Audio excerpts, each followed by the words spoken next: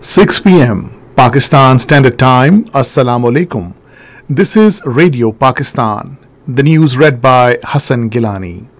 First, the headlines.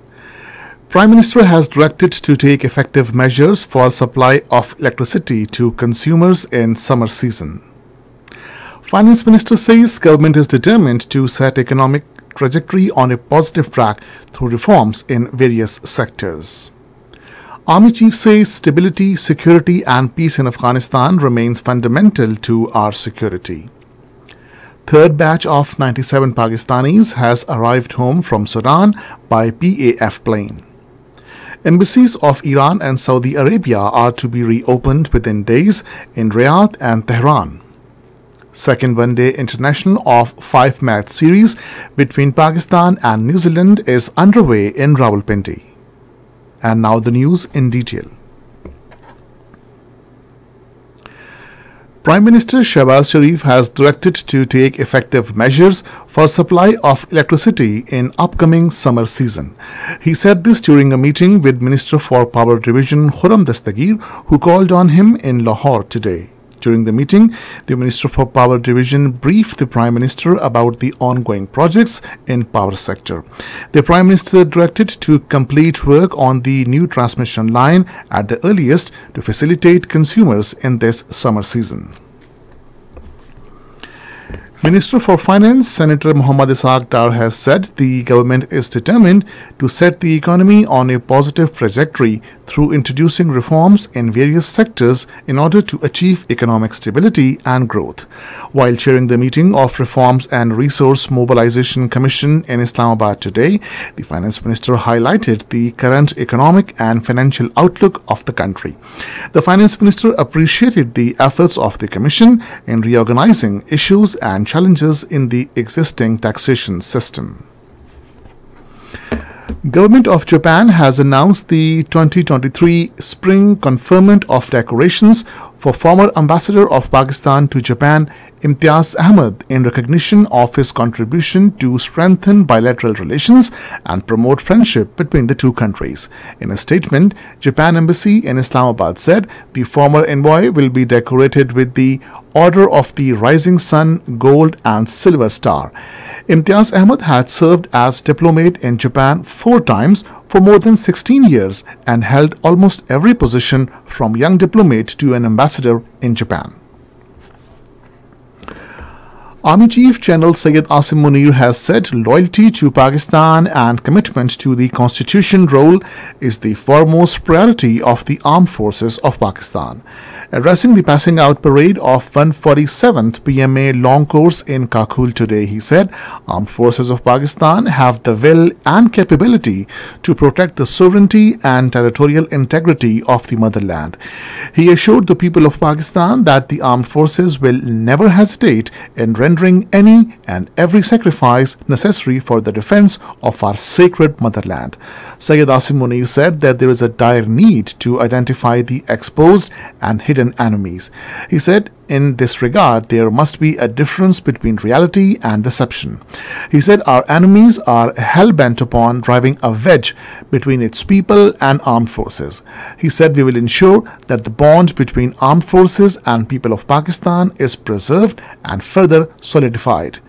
Talking about the efforts taken by Pakistan for peace in Afghanistan, the Army Chief said that stability, security and peace in Afghanistan remains fundamental to our security.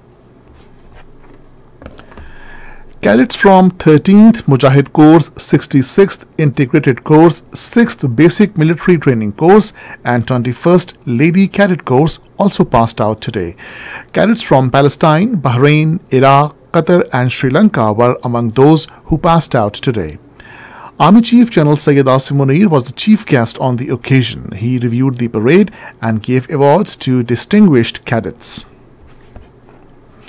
Sindh Chief Minister Syed Murad Ali Shah has said that provincial government is working persistently to provide better facilities to the special children. He was addressing a seminar regarding autism organized by Pakistan Center for Autism in Karachi today. The title of the seminar was Challenges of Autism and Its Solutions. The Chief Minister said that the government has framed laws regarding special children and is determined to bring those into practice at every level to facilitate special children. A third batch of 97 Pakistani nationals evacuated from Port Sudan has arrived at Jinnah International Airport, Karachi from Jeddah via C-130 aircraft of Pakistan Air Force. This was informed by Foreign Office spokesperson Mumtaz Zahra Baloch in a tweet today. She said the government of Pakistan will continue to facilitate the safe return of Pakistanis stranded in Sudan. This is Radio Pakistan. In Indian illegally occupied Jammu and Kashmir, All Parties Hurriyat Conference has said the continued support of people and the government of Pakistan to the Kashmir cause has always been a source of encouragement for the people of occupied Kashmir.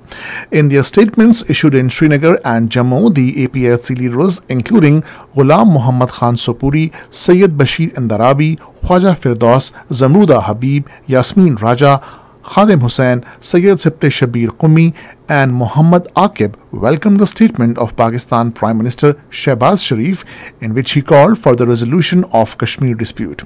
They appealed to the international community to play its role in resolving the lingering Kashmir dispute for ensuring permanent peace in the region.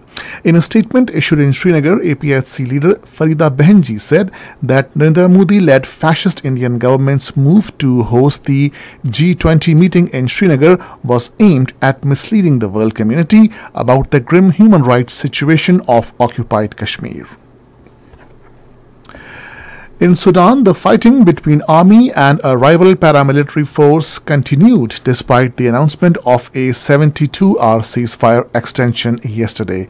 The sounds of airstrikes, anti-aircraft weaponry and artillery could be heard in Khartoum, and dark smoke rose over parts of the city as fighting entered a third day. The strikes by air, tanks and artillery rocked Khartoum and the adjacent cities of Bahri and Abdurrahman. The army has been deploying jets or drones on RSF in neighborhoods across the capital. According to United Nations, more than 75,000 people have been internally displaced within Sudan just in the first week of the fighting. In Syria, 3 civilians were injured in the fresh Israeli missile attack in central province of Homs in the early hours today. According to the Syrian Defense Ministry, Syrian air defenses intercepted many fresh Israeli missile attacks. The air defenses were responding to hostile targets in the skies of Homs. UN Secretary General Antonio Guterres and Turkish President Recep Tayyip Erdogan discussed the Black Sea grain export deal over phone. According to UN Chief's press office, they exchanged views on how to guarantee the improvement, expansion and extension of the Black Sea Initiative. The two also talked about improvement of the implementation of the MOU between Russia and the United Nations on promoting Russian food products and fertilizers to the world markets. Iran's Foreign Minister Hossein Amir-Abdollahian has announced that the embassies of Iran and Saudi Arabia will be reopened within days in Tehran and Riyadh. Addressing a news conference in Lebanese capital Beirut, Amir-Abdollahian said the reopening of embassies will facilitate better communication and cooperation between Iran and Saudi Arabia on a range of issues, including regional security and economic cooperation. In Afghanistan, 3 children were killed and 2 others injured as a mortar mine went off in eastern Wardak province. According to a statement of the provincial government, a group of children were playing with the toy-like device in Saidabad district when it suddenly exploded. North Korea has warned of a more serious danger over United States' South Korean nuclear deterrent deal. In a statement, North Korea's leader powerful sister Kim Yo-jong said North Korea's nuclear deterrent should be brought to further perfection. In the second one-day international of the 5-match series against Pakistan in Rawalpindi, New Zealand were 206 for 2 in 35 overs a short while ago. Earlier, Pakistan won the toss and elected to field. Pakistan lead the series 1-0. And finally, the weather.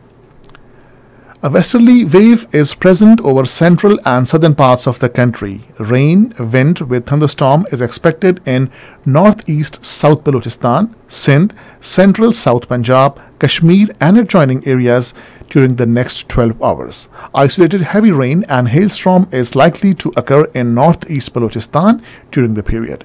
Dry weather prevailed elsewhere in the country. And this is the end of the news. For more news and analysis, log on to our website radio.gov.pk and also watch live video streaming of our bulletins on the link facebook.com/Radio Pakistan News Official.